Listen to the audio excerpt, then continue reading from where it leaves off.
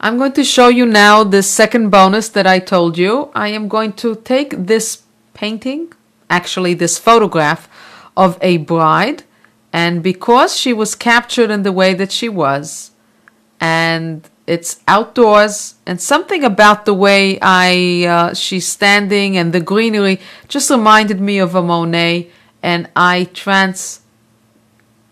translated this image into a Monet, and let me show you how I did it. I took the underpainting palettes again, and I did intense color, and I pumped up the contrast, lowered the brightness just a little bit. Actually, that's okay. I love that greenery. And I will give it an apply, a quick clone. I'm doing this really quickly because you guys went through this already. And now let me go through my recipe again. And let me close the underpainting. Let me go through the other painting. And we know how we're doing this. And let's start getting this thing moving. And let me just close the tracing paper so I can see where we're going. And let's go further. Let's stop. I added a little bit of Sargent brush. And I stopped. And this time, I'm adding something different. I'm adding Sargent oil. Basically, you can take any brush that you want, and if you click the clone button, you can turn it into a cloner. It doesn't have to be from the clone category. And let's see how that works out.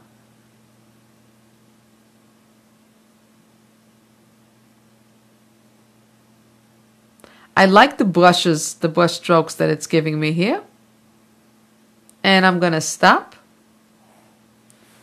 And it's time to come in with a small brush stroke. I'm stopping, and I'm coming back with my Impressionist brush in a very small size, and I'm going to randomize it. The pressure goes high, the random goes up, the length a little bit, and let's bring in a little of that detail. And one more bearing. And I'm going to stop right now for all intents purposes because, of course, I have a cake in the oven already as well. At this point, I would come in with my restoration and my soft edge cloner. And again, this is a subject. It is a portrait that I started doing. Now, portraits for these automated photo painting palettes, you don't see the face too much. But let's start to bring in a little of the outline and a little bit of the background. And you can see already where I'm going to go with my Impressionistic blender. I have the water in there. But let me bring out my cake that has more detail already. I have the painted Monet and I have a layered Monet. And let me show you. I'm going to take this one and put this one away now. Let's get forward a little bit. This was the one that I transformed. Let me revert this one so that you see that this is where we started. And I can put away these palettes right now. And this is where I ended. But let me sidetrack for 1 second. And this is my finished one. This is the one from before I even changed any of the colors. And this here is what it looked like when it was finished. But let me put this away. I have another one here that looks that it's like it's finished, except that I have it in the layers, meaning I added an empty layer on top and I started adding detail as if it was a regular painting situation, not the photo painting palettes. And you can see all the details that I added to it. So here it is closed. That's just straight out of the machine, straight out of the photo painting palettes. And then I came in with my detail with all the brushes, the blenders, and the Norman Rockwell, and I added it on top on a separate layer this time. So I just came in here and I started coming in with my Impressionistic blender, and I came in and I moved around the water, and Monet liked to do nice big water strokes. This is the reflections that he used to like to do. He became very famous for that. And he did a lot of these saturated colors, and these are the strokes that you would see in his images.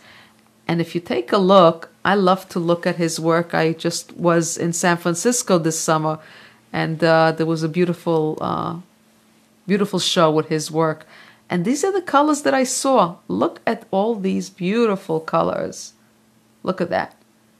And if you come over here, this was the photograph.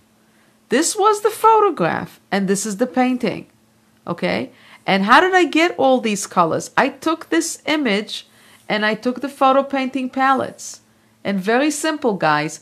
Go to your intense color and look at all the colors that it starts inviting in. It introduces all those colors for me. Even if I were to just stay here, play around with these dials just a little bit, you have control now. This is Painter 10. And I'll get to what I want. And then I'm going to come in with my automated brushes. But before I even go there, just to show you quickly, here's a blender, impressionistic blender, and just use those colors and start moving around your brush. Of course, these are a little bit too intense, these colors. You'd have to get them to more muted like I have them over here. This looks more impressionistic. But guys, the possibilities are endless. So just go for it. Try many different images and use those palettes as a starting point. And then introduce all the brushes and all the different styles. And try to look at many books and go to museums and get inspired from all the different artists. That's what I do. I'm always going and reading up and going to galleries and taking notes with my eyes, with my soul, and then trying to replicate it with Painter. And now with Painter 10, it's even easier than ever. And I've got lots of surprises in store for you guys in the next few months. So, see you at the next seminar. Happy painting!